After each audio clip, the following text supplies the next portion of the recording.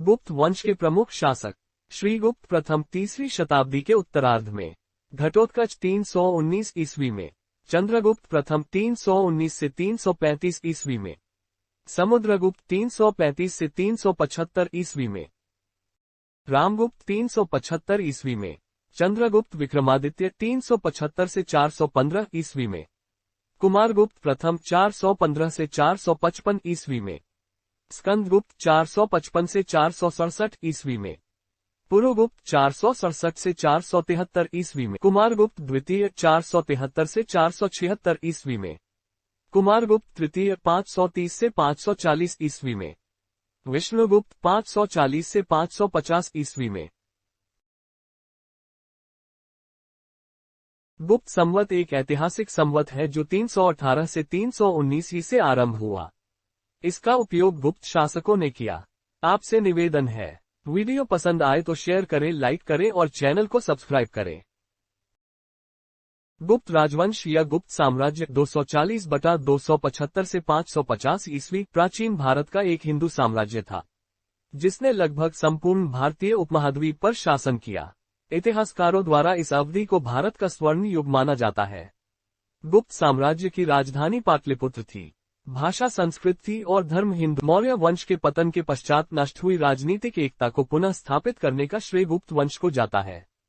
गुप्त साम्राज्य का उदय तीसरी शताब्दी के अंत में प्रयाग के निकट कौशाम्बी में हुआ था। गुप्त वंश के प्रथम शासक श्रीगुप्त थे। इसे आदिराज कहकर संबोधित किया गया है।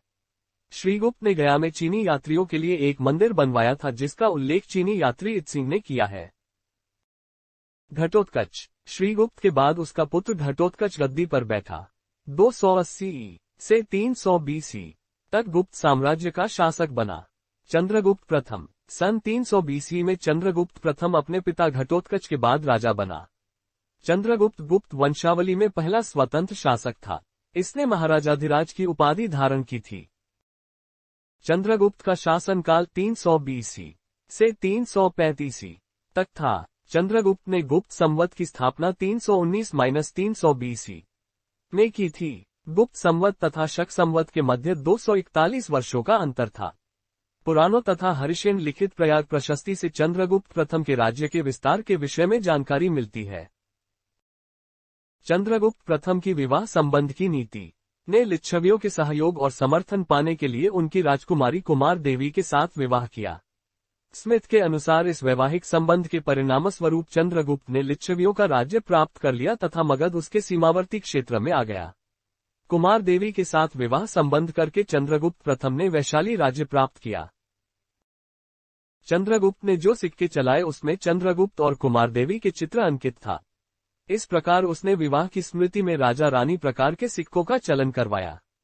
लिच्छवियों के साथ संबंध स्थापित कर चंद्रगुप्त प्रथम ने अपने राज्य को राजनैतिक दृष्टि से सुदृढ़ तथा आर्थिक दृष्टि से समृद्ध बना दिया। लिच्छवियों के दूसरे राज्य नेपाल के राज्य को उसके पुत्र समुद्रगुप्त ने गुप्त साम्राज्य में मिलाया था तथा गुप्त साम्राज्य की राजधानी पाटलिपुत्र को बनाया।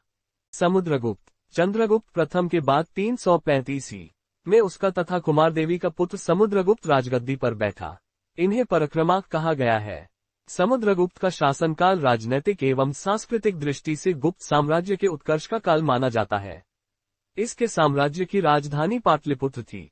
समुद्रगुप्त ने महाराजाधिराज की उपाधि धारण की। वे स्वयं को लिच्छवी दोहित्र कह श्रीलंका के शासक मेघवर्मन ने बोधगया में एक बौद्ध विहार के निर्माण की अनुमति पाने हेतु अपना राजदूत समुद्रगुप्त के पास भेजा। विंसेंट स्मिथ ने इन्हें नेपोलियन की उपाधि दी। उसका सबसे महत्वपूर्ण अभियान दक्षिण की तरफ दक्षिणापथ था। इसमें उसके 12 विजयों का उल्लेख मिलता है। वह अपने जीवन काल में एक भी लड़ाई नहीं हारा था।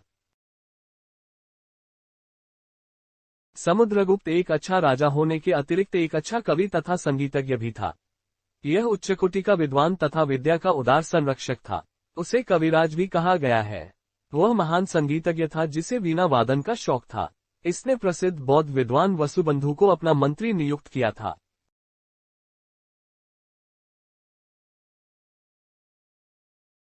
हरिशेन समुद्रगुप्त का मंत्री एवं दरबारी कवि था। हरिशेन द्वारा रचित प्रयाग प्रशस्ति से समुद्रगुप्त के राज्यारोहण, विजय, साम्राज्य विस्तार के संबंध में सटीक जानकारी प्राप्त होती है। काव्यालंकार सूत्र में समुद्रगुप्त का नाम चंद्र प्रकाश मिलता है। वैदिक धर्म के अनुसार इन्हें धर्म व प्राचीर बंध यानी धर्म की प्राचीर कहा गया है। इनका देहांत 380 में हुआ, जिसके बाद उसका पुत्र चंद्रगुप्त द्वितीय राजा बना।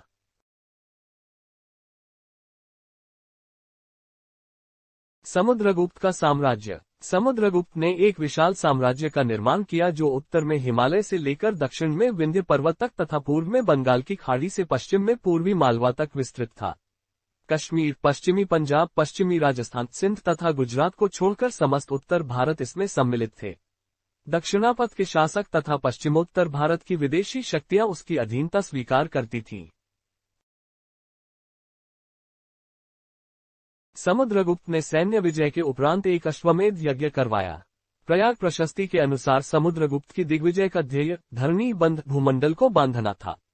इन्होंने उत्तर भारत के 9 शासकों को पराजित किया। समुद्रगुप्त के बाद रामगुप्त सम्राट बना।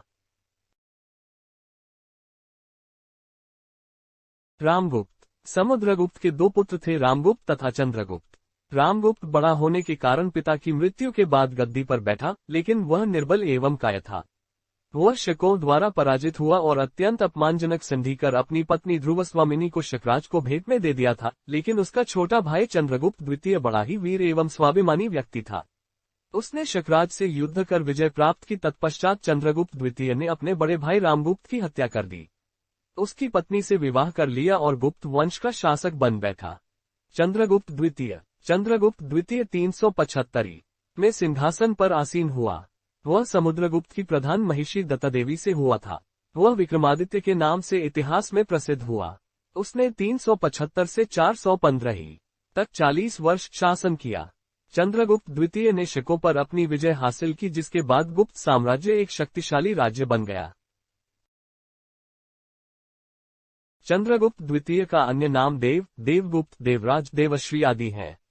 उसने विक्रमांक, विक्रमादित्य, परम भागवत आदि उपाधियां धारण की। चंद्रगुप्त विक्रमादित्य का वैवाहिक जीवन। चंद्रगुप्त विक्रमादित्य ने नागवंश, वाकाटक और कदम्ब राजवंश के साथ वैवाहिक संबंध स्थापित किए। चंद्रगुप्त द्वितीय ने नाग राजकुमारी कुबेर नागा के साथ विवाह किया, जिससे एक कन्या प्रभावती गुप्त पैदा हुई। वाकाटकों का सहयोग पाने के लिए चंद्रगुप्त ने अपनी पुत्री प्रभावती गुप्त का विवाह वाकाटक नरेश रुद्रसेन द्वितीय के साथ कर दिया। उसने ऐसा संभवतः इसलिए किया कि शकों पर आक्रमण करने से पहले दक्कन में उसको समर्थन हासिल हो जाए। उसने प्रभावती गुप्त के सहयोग से गुजरात और काठियावाड़ की विजय प्राप्त की। वाकाटकों और गुप्तों की सम्मिलित शक्ति से शकों का उन्मूलन किया।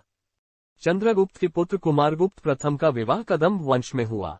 शक उस समय गुजरात तथा मालवा के प्रदेशों पर राज कर रहे थे। शकों पर विजय के पश्चात उज्जैन गुप्त साम्राज्य की राजधानी बना। चंद्रगुप्त द्वितीय का काल ब्राह्मण धर्म के चरमोत्कर्ष का काल था। इनका प्रधान सचिव वीरेंद्र शैव तथा सेनापति अम्रकारदत्त बौद्ध धर्म को मानने वाले थे। चंद्रगुप्त द्वितीय के शासनकाल में चीनी बौद्ध यात्री फाहियान ने 399 ईस्वी से 414 ईस्वी तक भारत की यात्रा की। उसने भारत का वर्णन एक सुखी और समृद्ध देश के रूप में किया। चंद्रगुप्त द्वितीय के शासनकाल को स्वर्ण युग भी कहा गया है। चंद्रगुप्त विक्रमादित्य का साम्राज्य विस्तार। चंद्रगुप्त एक महान प्रतापी सम्राट था। उसने अपने साम्राज्य का और विस्तार किया, जो निम्न प्रकार से है। चंद्रगुप्त विक्रमादित्य की उपलब्धियां। शक विजय। पश्चिम में शक क्षत्रप शक्तिशाली साम्राज्य था। ये गुप्त राजाओं को हमेशा परेशान करते थे। शक गुजरात के काठियावाड़ तथा पश्चिमी मालवा पर राज्य करते थे। 389 412 के मध्य चंद्रगुप्त द्वितीय द्वारा शकों पर आक्रमण कर विजित किया। शकों पर विजय के उपलक्ष्य में रजत मुद्राओं का प्रचलन करवाया था तथा शकारी उपाधि धारण की एवं व्याध शैली के सिक्के चलाए। बंगाल विजय। चंद्रगुप्त द्वितीय ने बंगाल के शासकों के संघ को परास्त किया था। गणराज्यों पर विजय। पश्चिमोत्तर भारत के अनेक गणराज्यों द्वारा समुद्रगुप्त की मृत्यु के अपनी स्वतंत्रता घोषित कर दी गई थी। परिणामतः चंद्रगुप्त द्वितीय द्वारा इन गणराज्यों को पुनः विजित कर गुप्त साम्राज्य में विलीन किया गया। अपनी विजयों के परिणामस्वरूप चंद्रगुप्त द्वितीय ने एक विशाल साम्राज्य की स्थापना की। उसका साम्राज्य पश्चिम में गुजरात से लेकर पूर्व में बंगाल तक तथा उत्तर में हिमालय की तापघटी से दक्षिण में नर्मदा नदी तक विस्तृत था। चंद्रगुप्त द्वितीय के शासनकाल में उसकी प्रथम राजधानी पाटलिपुत्र और द्वितीय राजधानी उज्जैनी थी। चंद्रगुप्त द्वितीय का कला में योगदान। चंद्रगुप्त द्वितीय का काल कला साहित्य का स्वर्ण युग कहा जाता है। उसके दरबार में विद्वानों एवं कलाकारों को आश्रय प्राप्त था। उसके दरबार में 9 रत्न थे: कालिदास, धन्वंतरी, क्षपणक, अमरसिंह, शंकु, बेताल भट्ट, घटकरपर, वाराहमिहिर, वरुचि, आर्यभट्ट, विशाखादत्त, शूद्रक, ब्रह्मगुप्त, विष्णु शर्मा और भास्कराचार्य उल्लेखनीय थे। ब्रह्मगुप्त ने ब्रह्म सिद्धांत प्रतिपादित किया, जिसे बाद में न्यूटन ने गुरुत्वाकर्षण के नाम से प्रतिपादित किया।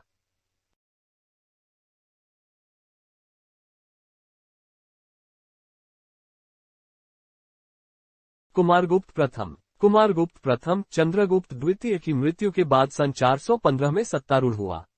अपने दादा समुद्रगुप्त की तरह उसने भी अश्वमेध यज्ञ के सिक्के जारी किए। कुमारगुप्त ने 40 वर्षों तक शासन किया। कुमारगुप्त प्रथम 415 से 455 चंद्रगुप्त द्वितीय के पश्चात कुमारगुप्त प्रथम सिंहासन पर बैठा। वह चंद्रगुप्त द्वितीय की पत्नी ध्रुवदेवी से उत्पन्न सबसे बड़ा पुत्र था, जबकि गोविंदगुप्त उसका छोटा भाई था। ये कुमारगुप्त के समय वैशाली का राज्यपाल था।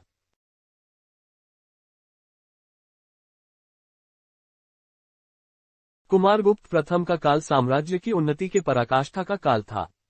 कुमारगुप्त प्रथम के अभिलेखों या मुद्राओं से ज्ञात होता है कि उसने अनेक उपाधियां धारण की। उसने महेंद्र कुमार, श्री महेंद्र सिंह, महेंद्र दिव्य आदि उपाधि धारण की थी। कुमारगुप्त प्रथम स्वयं वैष्णव धर्मानुयायी था, किंतु उसने धर्म सहिष्णुता की नीति का पालन किया। गुप्त शासकों में सर्वाधिक अभिलेख कुमारगुप्त के ही प्राप्त हुए हैं। उसने अधिकाधिक संख्या में मयूर आकृति की रजत मुद्राएं प्रचलित की थीं। उसी के शासनकाल में नालंदा विश्वविद्यालय की स्थापना की गई थी। कुमारगुप्त प्रथम के शासनकाल की प्रमुख घटनाओं का निम्न विवरण है। पुष्यमित्र से युद्ध भीतरी अभिलेख से ज्ञात होता है कि कुमारगुप्त के शासनकाल के अंतिम क्षण में शांति नहीं थी। इस काल में पुष्यमित्र ने गुप्त साम्राज्य पर आक्रमण किया। इस युद्ध का संचालन कुमारगुप्त के पुत्र स्कंदगुप्त ने किया था। उसने पुष्यमित्र को युद्ध में परास्त किया। कुमारगुप्त प्रथम ने अश्वमेध यज्ञ भी करवाया था। नालंदा विश्वविद्यालय का निर्माण गुप्त राजा कुमारगुप्ता द्वारा किया गया था। स्कंदगुप्त। पुष्यमित्र के आक्रमण के समय ही गुप्त शासक कुमारगुप्त प्रथम की 455 में मृत्यु हो गई थी। उसकी मृत्यु के बाद उसका पुत्र स्कंदगुप्त सिंहासन पर बैठा। उसने सर्वप्रथम पुष्यमित्र को पराजित किया और उस पर विजय प्राप्त की। स्कंदगुप्त ने 12 वर्ष तक शासन किया। स्कंदगुप्त ने विक्रमादित्य, क्रमादित्य आदि उपाधियां धारण की। जूनागढ़ अभिलेख से पता चलता है कि स्कंदगुप्त ने सुदर्शन झील के बांध का पुनर्निर्माण करवाया था। इस झील के पुनरुद्धार का कार्य सौराष्ट्र के गवर्नर पंडित के पुत्र चक्रपालित को सौंपा गया था। स्कंदगुप्त के शासनकाल में संघर्षों की भरमार लगी रही। उसको सबसे अधिक परेशान मध्य एशियाई हून लोगों ने किया। हून एक बहुत ही दुर्दांत कबीले थे। श्वेत हूनों के नाम से पुकारे जाने वाली उनकी एक शाखा ने हिंदुकुश पर्वत को पार करके फारस तथा भारत की ओर रुख किया। उन्होंने पहले गांधार पर कब्जा कर लिया और फिर गुप्त साम्राज्य को चुनौती दी, पर स्कंदगुप्त ने उन्हें करारी शिकस्त दी और हूनों ने अगले 50 वर्षों तक अपने को भारत से दूर रखा। स्कंदगुप्त ने मौर्यकाल में बनी सुदर्शन झील का जीर्णोद्धार भी करवाया। स्कंदगुप्त राजवंश का आखिरी शक्तिशाली सम्राट था। पतन। गुप्त साम्राज्य का पतन। स्कंदगुप्त की मृत्यु सन 467 में हुई। हालांकि गुप्त वंश का अस्तित्व इसके 100 वर्षों बाद तक बना रहा, पर यह धीरे धीरे कमजोर होता चला गया। स्कंदगुप्त के बाद इस साम्राज्य में निम्नलिखित प्रमुख राजा हुए। पुरुगुप्त। ये कुमारगुप्त का पुत्र था और स्कंदगुप्त का सौतेला भाई था। स्कंदगुप्त का कोई अपना पुत्र नहीं था। कुमारगुप्त द्वितीय। पुरुगुप्त का उत्तराधिकारी कुमारगुप्त द्वितीय हुआ था। बुधगुप्त। कुमारगुप्त द्वितीय के बाद बुधगुप्त शासक बना, जो नालंदा से प्राप्त मोहर के अनुसार पुरुगुप्त का पुत्र था। नरसिंहगुप्त बालादित्य। बुधगुप्त की मृत्यु के बाद उसका छोटा भाई नरसिंहगुप्त शासक बना। इस समय गुप्त साम्राज्य 3 भागों क्रमशः मगध, मालवा तथा बंगाल में बढ़ गया। मगध में नरसिंहगुप्त, मालवा में भानुगुप्त, बिहार में तथा बंगाल क्षेत्र में वैन्यगुप्त ने अपना स्वतंत्र शासन स्थापित किया। नरसिंहगुप्त तीनों में सबसे अधिक शक्तिशाली राजा था। हूनों का कुरु एवं अत्याचारी आक्रमण मिहिरकुल को पराजित कर दिया था। नालंदा मुद्रा लेख में नरसिंहगुप्त को परम भागवत कहा गया है। भानुगुप्त के समय सती प्रथा का प्रथम साक्ष्य 510 के एरन लेख कुमारगुप्त तृतीय। नरसिंहगुप्त के बाद उसका पुत्र कुमारगुप्त तृतीय मगध के सिंहासन पर बैठा। देवगुप्त। देवगुप्त ने गौड़ शासक शशांक के सहयोग से कन्नौज के मौखरी राज्य पर आक्रमण किया और ग्रहवर्मा की हत्या कर दी। प्रभाकर वर्धन के बड़े पुत्र राज्यवर्धन ने शीघ्र ही देवगुप्त पर आक्रमण करके उसका वध कर दिया। गुप्त साम्राज्य का 585 में पतन हो गया। बुधगुप्त के उत्तराधिकारी अयोग्य निकले और हुनों के आक्रमण का सामना नहीं कर सके। हुनों ने सन 512 में तोरमान के नेतृत्व में फिर हमला किया और ग्वालियर तथा मालवा तक के एक बड़े क्षेत्र पर आधिपत्य कायम कर लिया। इस प्रकार गुप्त वंश का पतन हुआ। उत्तर गुप्त राजवंश। परवर्ती गुप्त वंश के संस्थापक कृष्णगुप्त ने 521 स्थापना की। अफसर लेख के अनुसार मगध उसका मूल स्थान था। उसका उत्तराधिकारी हर्षगुप्त हुआ है। उत्तर गुप्त वंश के 3 शासकों ने शासन किया। कुमारगुप्त उत्तर गुप्त वंश का चौथा राजा था जो जीवित गुप्त का पुत्र था। यह शासक अत्यंत शक्तिशाली एवं महत्वाकांक्षी था। इसने महाराजाधिराज की उपाधि धारण की।